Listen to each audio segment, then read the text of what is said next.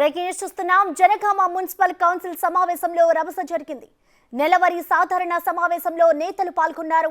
Council సమావేశానికి వ్యక్తిగత సిబ్బందితో పల్లా రాజేశ్వరరెడ్డి హాజరయ్యారు. మీడియా ప్రవేశానికి పల్లా రాజేశ్వరరెడ్డి అభ్యంతరం తెలిపారు.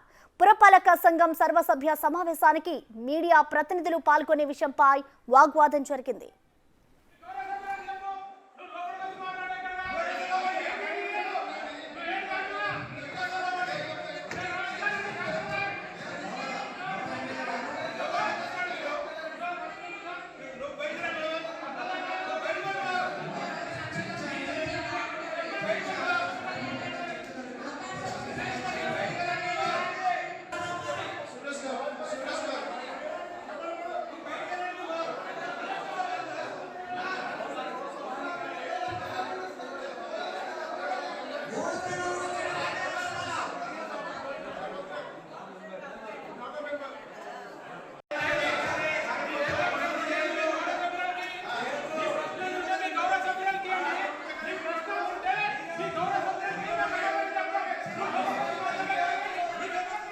మీడియా ప్రతినిధులను బీఆర్ఎస్ నేతలు సమావేశం నుంచి బయటకు పంపించారు.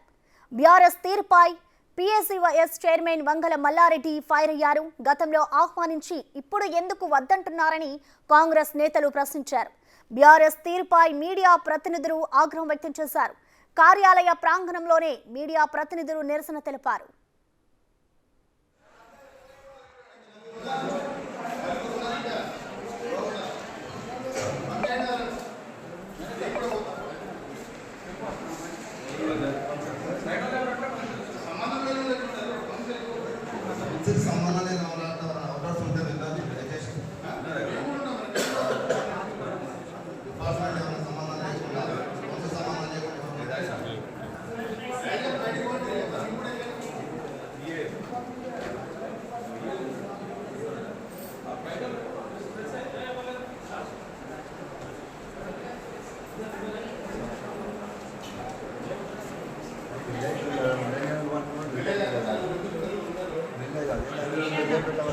మల్లన్న లోపలికి కూర్చుందిరా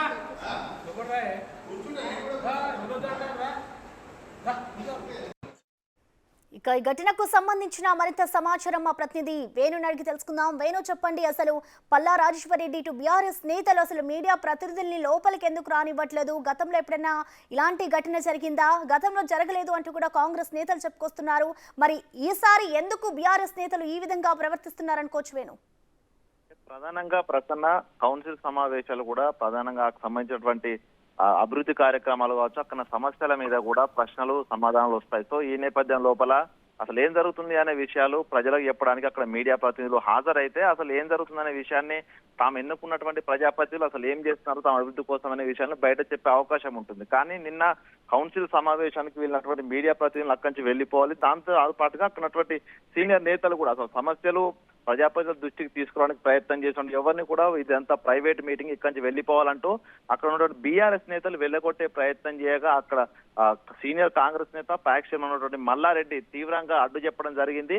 అసలు మీడియా ప్రతినిధులు ప్రజలకు ప్రభుత్వానికి మధ్య వారధిగా ఉంటారు. ప్రజలకు సంబంధించినటువంటి విషయాలు చర్చించే కౌన్సిల్ సమావేశానికి మీడియా ప్రతినిధులు ఎందుకు వద్దంటూ అడ్డుకుంటారంటూ కూడా ఆయన తీవ్రంగా ఫైర్ అయ్యారు. ఈ నేపథ్యం లోపల కొద్దిసేపు కూడా అటు బీఆర్ఎస్ కార్యకర్తలకు అక్కడ మీడియా ప్రతినిధులకు వాగ్వాదం జరిగితే కొంత ఉద్రిక్త పరిస్థితులు ఏర్పడ్డాయి. మనం చూస్తున్నాము, కాంగ్రెస్ ప్రభుత్వం ఏర్పడినప్పటి నుంచి కూడా ప్రజాపాలన పేరుతోని ప్రభుత్వం నడిపిస్తున్నారు. ఏది జరిగినా కూడా ప్రజల ముందు పారదర్శకంగా ఉండాలంటూ కూడా ప్రజల ముందే ఏ నిర్ణయాలైనా కూడా బహిర్గతం చేస్తున్నారు. గత ప్రభుత్వం లాగా కూడా కాన్ఫిడెన్షియల్ జీవోలు కావచ్చు, కాన్ఫిడెన్షియల్ గా సీక్రెట్ మీటింగులు పెట్టి ఏ పని కూడా చేయకుండా ప్రత్యక్షంగా ప్రజల లోపలికి ప్రజలకు చెప్పి ప్రజలకు వివరించే పాలన కొనసాగిస్తామని చెప్తున్నారు. సో అదే విధంగా కూడా నిన్న కౌన్సిల్ సమావేశంలో ఏం జరిగినా కూడా ప్రజలకు సంబంధించిన అంశాలే చర్చకు వస్తాయి. కాబట్టి మీడియా ప్రతినిధులను అనుమతిస్తే వారు ప్రజలకు సమాచారం చేరవేసే అవకాశం ఉండేది. కానీ మీడియా ప్రతినిధులపై కొంచెం దురుసుగా అది అధికారులు కాకుండా బీఆర్ఎస్ నేతలే ఈ విధంగా ప్రవర్తించడం. అయితే గత నెలలో కూడా అక్కడ ఎమ్మెల్యే గెలిచినటువంటి పల్లా రాజేశ్వరరెడ్డి ప్రమాణ స్వీకారం సందర్భంగా మీడియాను అనుమతించారు. కానీ